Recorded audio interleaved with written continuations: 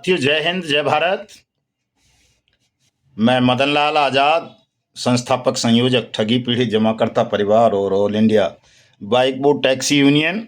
आज दिनांक 13 मार्च 2025 को आप सबके समक्ष प्रस्तुत हूँ राजधानी दिल्ली से कुछ बड़ी खबरें, बड़ी सूचनाएं आपको उपलब्ध कराने के लिए, और कुछ विशेष बातें आप सबके साथ करूंगा आपके भुगतान के संदर्भ में, एजेंट साथियों की सुरक्षा और सम्मान के संदर्भ में। अपनी बात मैं आरंभ करूंगा, लेकिन उससे पहले मैं आप सबसे अनुरोध करूंगा कि वीडियो को पूरे को ध्यान लगा करके सुना करें, क्योंकि बहुत महत्वपूर्ण वीडियो होता है, बहुत काम की बातें करनी होती हैं, बहुत रिसर्च वर्क करना होता है। इस पर ऐसे ही नहीं बन जाता, परिश्रम करना होता है साथियों, इसलिए पूरा सुन लिया करें ध्यान से। शेयर जरूर कर दिया करें ताकि अन्य साथियों को भी, आप जैसे अन्य पीड़ितों को भी राहत मिल सके, उनका भी भला हो सके। लाइक और कमेंट भी कर दिया करें ताकि हमारा उत्साहवर्धन हो कि आप हमें पसंद करते हैं और आपको कुछ न कुछ लाभ पहुंचा रहे हैं हम। दूसरा, जिन साथियों ने अभी तक हमारे YouTube चैनल को सब्सक्राइब नहीं किया है वो इसे सब्सक्राइब जरूर कर लें, क्योंकि आपके सब्सक्राइब करने से हमारी रीचिंग बढ़ती है, हमारे आंदोलन का प्रचार प्रसार होता है, और जब आंदोलन का प्रचार प्रसार होगा तो भुगतान हो ही जाना है। आंदोलन से सरकार डरती है, सिस्टम डरता है। सबको पता है कि बिना आंदोलन देश में इस वक्त कुछ नहीं हो सकता। कानून के भरोसे बैठे रहेंगे तो कानून को घोल के पी जाएंगे कानून की कुर्सी पर बैठे हुए शैतान। इसलिए आंदोलन को राष्ट्रव्यापी आंदोलन बनाना है तो सोशल मीडिया पर तमाम साथी एक्टिव जरूर रहें। और चूंकि साथियों आज होलिका महापर्व है, होली का त्यौहार है, तो इस महान पर्व पर मैं आप सबको अपनी ओर से, अपने संगठन की ओर से, अपने YouTube चैनल युगांतर न्यूज़ की ओर से बहुत बहुत शुभकामनाएं और हार्दिक बधाई प्रेषित करता हूं कि माँ होलिका आप सबके जीवन में खुशियां लाएं, जोश भरें, उत्साह पैदा करें, और अपनी पावन पवित्र अग्नि में आज आपके सारे दुखों को, कष्टों को, पीड़ाओं को जलाकर भस्म करते हुए आप सबको इतनी ताकत दें कि आप ठग बेईमानों पर विजय प्राप्त करते हुए अपना डूबा हुआ मेहनत का पैसा वापस प्राप्त कर सकें, और जो हमारे निर्दोष एजेंट साथी उत्पीड़न शोषण की पीड़ा झेल रहे हैं वो उससे मुक्त होकर निर्भय पूर्वक अपना जीवन अपने परिवार के साथ बिता सकें और हिंदुस्तान ठगमुक्त बेईमान रहित राष्ट्र राज्य के रूप में निर्मित हो सके। ऐसी कामना मैं माँ होलिका से करता हूँ साथियों। और निसंदेह चूंकि होलिका अग्नि का प्रतीक हैं, और अग्नि और स्त्री के विषय में वेद व्यास ने कहा है, वो मेरा कोट नहीं है, कि स्त्री और आग हमेशा पवित्र होती हैं।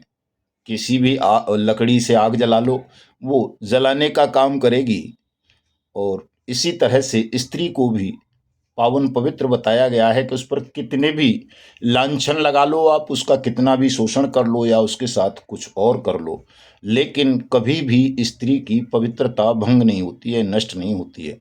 तो होली पर्व स्त्री की मर्यादा और आग की पवित्रता से ही जुड़ा हुआ है, और ये दोनों बहुत पवित्र होती हैं, सदा पवित्र रहती हैं, चाहे उन पर कोई कीचड़ डाल दे,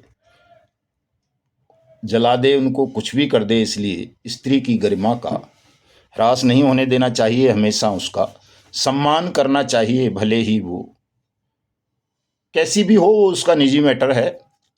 आपको उस पर कीचड़ नहीं उछालना चाहिए, और इन दोनों की पवित्रता को नमन करते हुए अपने अंदर उत्साह, साहस और प्रेम का संचार करना चाहिए साथियों। तो कहा है ना कि होली के पर्व से क्या सीख मिलती है।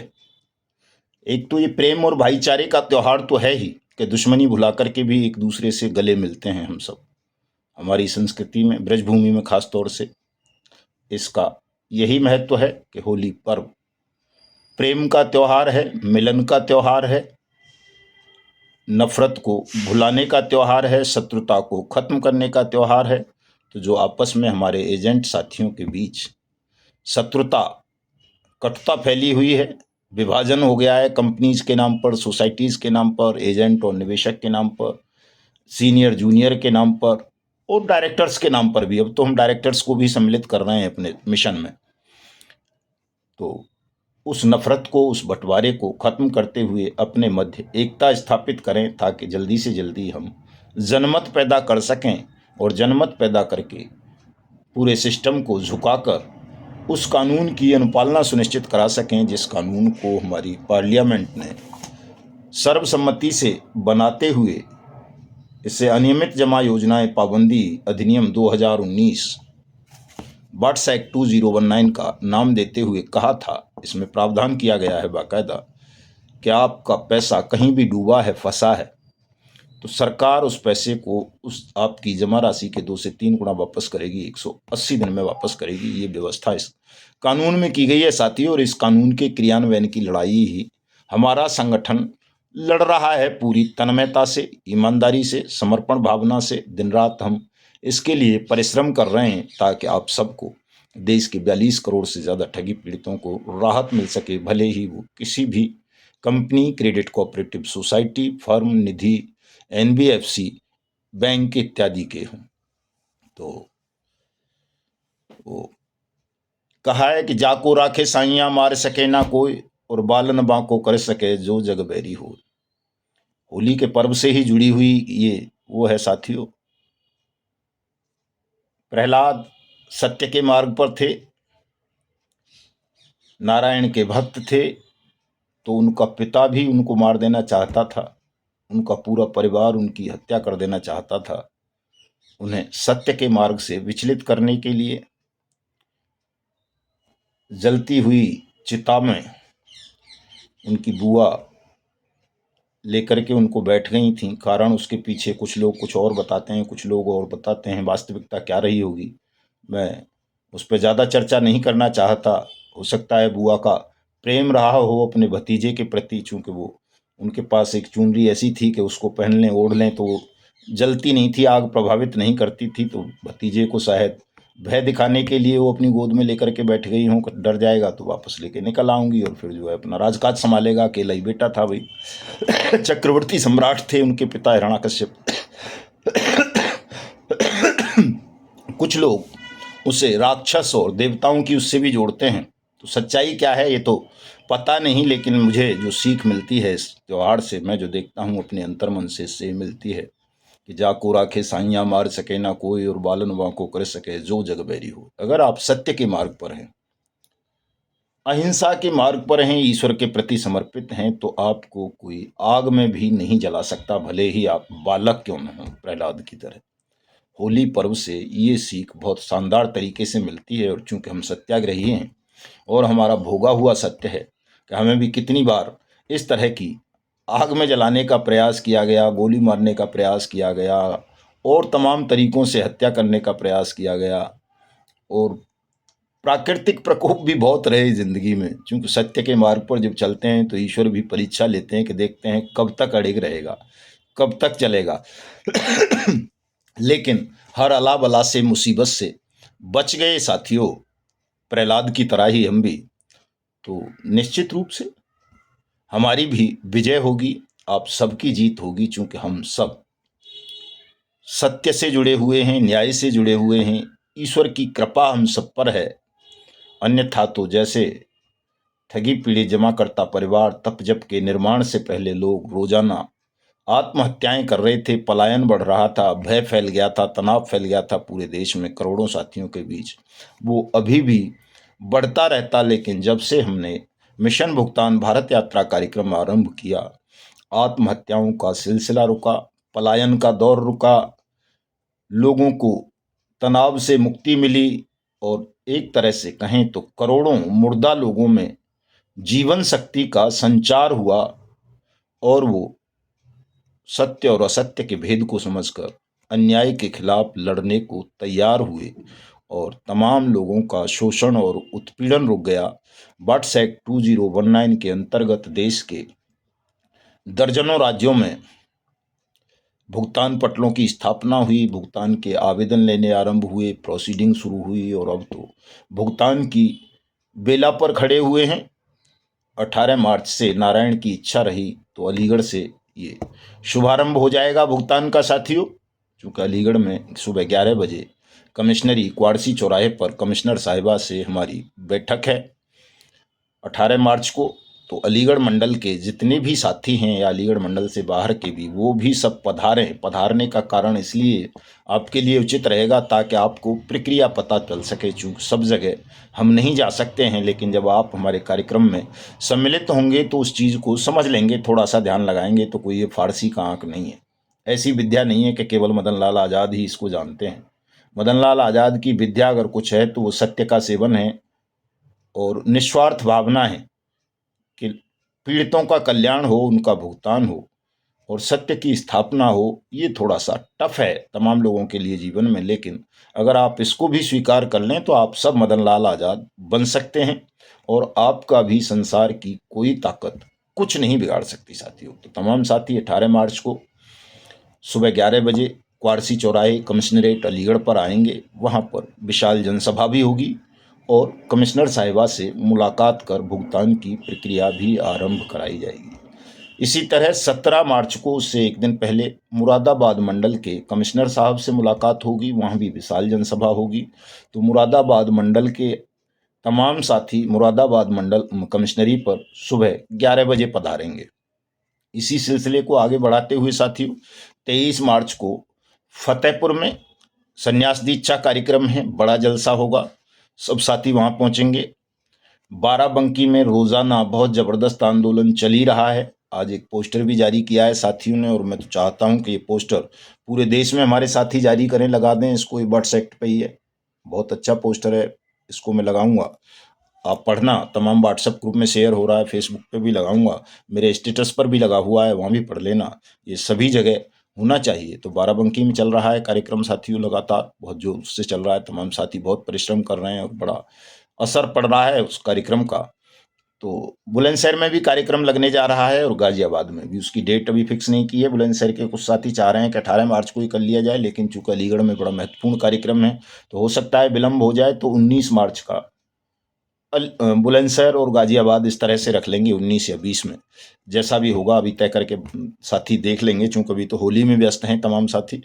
और अगले कार्यक्रम साथियों 3-4 दिन का कार्यक्रम लगातार हमारा मध्य प्रदेश में होगा। चूंकि जो LJCC कंपनी है सागा ग्रुप की, उसके पीड़ितों में बहुत भय है, तनाव है, और मध्य प्रदेश के साथी चाहते हैं कि साहब आप यूपी को ही सारा समय दे रहे हो, हमें नहीं दे रहे, हम यहाँ मरे जा रहे हैं। तो साथियों, मरने किसी को नहीं देंगे, चाहे आप मध्य प्रदेश के हों, गुजरात के हों, महाराष्ट्र के हों, कर्नाटक के हों, हिमाचल के हों, हरियाणा के हों, पंजाब के हों, जम्मू कश्मीर के हों, लद्दाख के हों, उत्तराखंड के हों, बिहार के हों, झारखंड के हों, छत्तीसगढ़ के हों, या आसाम, अरुणाचल प्रदेश, नागालैंड, गोवा, और क्या बोलते हैं अपना तेलंगाना, तमिलनाडु, आंध्रा, आप कहीं के भी देश में किसी भी कोने में आप रहते हैं, तो आपको इस कारण से हम नहीं मरने देंगे कि ठगी प्रकरणों का शिकार हो जाने के कारण आप आत्महत्या कर लें या कोई आपको इतना उत्पीड़न कर दे कि आप मौत को गले लगा लें। निश्चिंत हो जाएं तमाम साथी, भयमुक्त हो जाएं। हम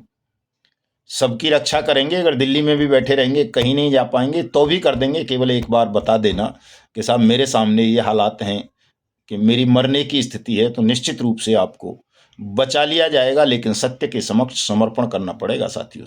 शर्त ये होगी। तो सत्य के समक्ष समर्पण करोगे तो निश्चित रूप से आप सबको बचाया जाएगा, रक्षा की जाएगी, जीत दिलाई जाएगी आपको। लेकिन मध्य प्रदेश के साथियों का बहुत अनुरोध है। तो 24 मार्च से साथियों 4 दिन का समय लगभग हम मध्य प्रदेश को देंगे और सबसे पहला कार्यक्रम छतरपुर में होगा। 24 मार्च को सुबह 11 बजे पहुंच जाएंगे हम। तमाम साथी छतरपुर पधारें। और 25 को सागर में कार्यक्रम होगा। छतरपुर सागर मंडल का ये है, तो सागर में जिलाधिकारी और कमिश्नर, संभागीय आयुक्त दोनों से मुलाकात करेंगे। सबका भुगतान पटलों की स्थापना करवाएंगे और भुगतान के आवेदन दिलवाकर सबका भुगतान भी कराएंगे।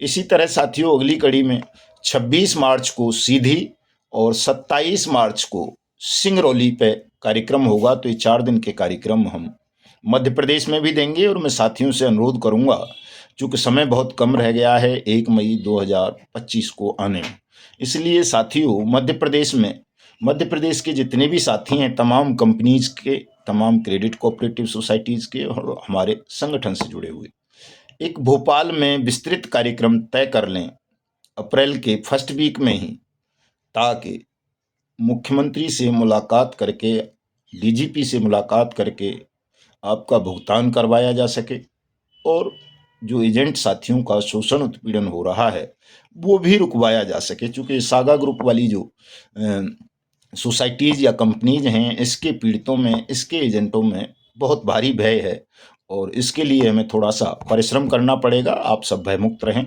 हम करेंगे परिश्रम से, हम पीछे कभी नहीं हटे हैं, अब भी नहीं हटेंगे। हमारा काम ही परिश्रम करना है, कर्म पर हमारा अधिकार है, फल तो नारायण उचित देंगे ही देंगे। जब सही मार्ग से सही कर्म करेंगे तो उसमें भी कोई संदेह नहीं है, कोई साथी घबराएंगे नहीं। और जहाँ जहाँ साथियों को अब कार्यक्रम चाहिए वो अपने अपनी सुविधानुसार डेट तय करके हमें बता दें, या हमारे संगठन के राष्ट्रीय महामंत्री आदरणीय अशोक जी मुदगल साहब को बता दें, तो हम आपके यहाँ भी आने का अब प्रयास करेंगे। चूँकि हमारा जो ये प्रयास था पश्चिमी उत्तर प्रदेश में भुगतान की प्रक्रिया को आरंभ करा लेना, हमारे नज़दीक था, हमारा स्वास्थ्य भी इतना ज़्यादा अलाउ नहीं कर रहा था पहले कि हम इतनी लंबी लंबी दूरी की यात्राएं करें, लेकिन अब थोड़ा स्वास्थ्य भी ठीक हो गया है और इधर पश्चिमी उत्तर प्रदेश में लगभग लगभग काफ़ी अच्छी सफलता मिल गई है। चाहे वो मेरठ मंडल हो, चाहे आगरा मंडल हो, चाहे अलीगढ़ कमिश्नरी हो, मुरादाबाद 17 को मिल जाएगी निश्चित रूप से, वहाँ भी सफलता जहाँ जहाँ जाएंगे।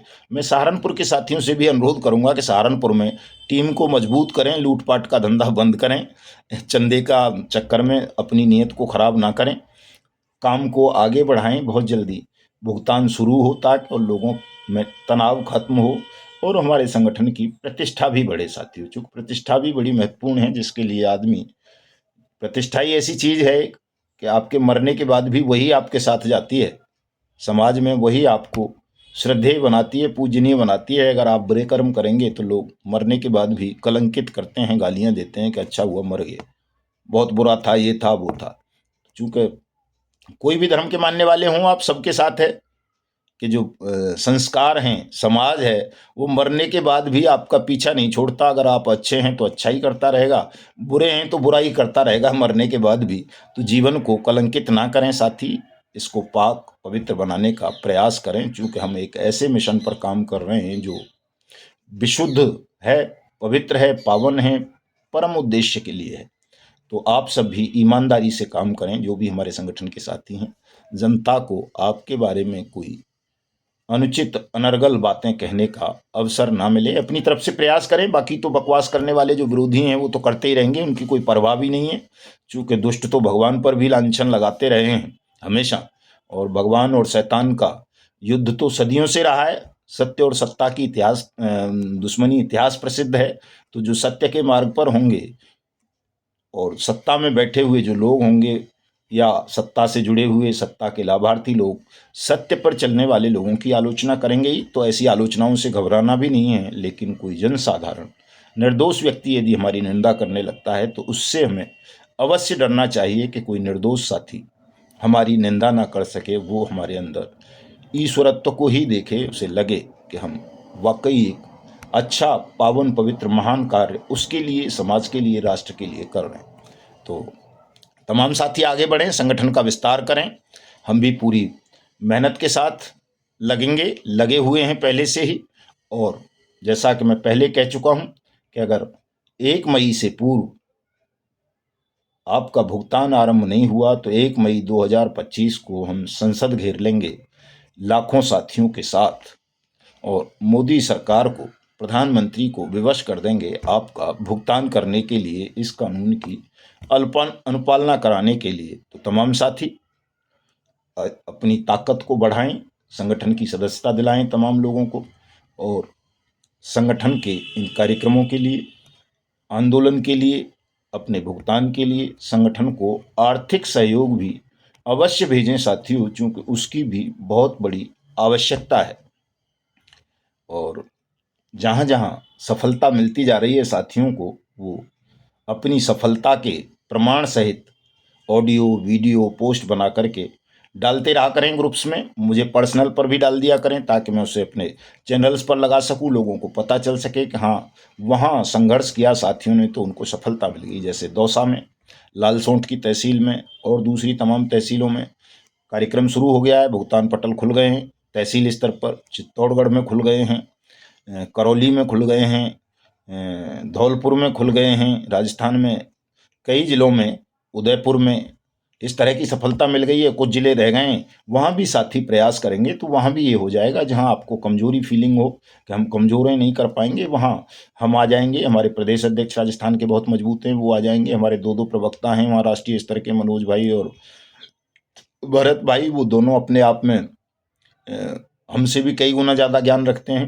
तो और जुझारू हैं, सबसे बड़ी बात यह है जुझारू हैं। ज्ञान व्यान तो चलो कोई बात नहीं, सब अर्जित कर लेते हैं, लेकिन साहस पैदा कर लेना अपने आप में साथियों एक आश्चर्यजनक बात होती है। तो वहाँ सब कुछ है, हो जाएगा सब जगह, घबराने की ज़रूरत नहीं है। 17 को एडिशनल होम सेक्रेटरी से हमारे प्रदेश अध्यक्ष की मुलाकात है ही राजस्थान में, तो कोई ना कोई समाधान आपकी समस्या का भी ज़रूर निकलेगा। घबराने की आवश्यकता नहीं है किसी साथी को। और लखनऊ में एक लगातार अनवरत कार्यक्रम की रूपरेखा हम तैयार कर रहे हैं, बहुत जल्दी उसकी तिथि भी तय कर देंगे।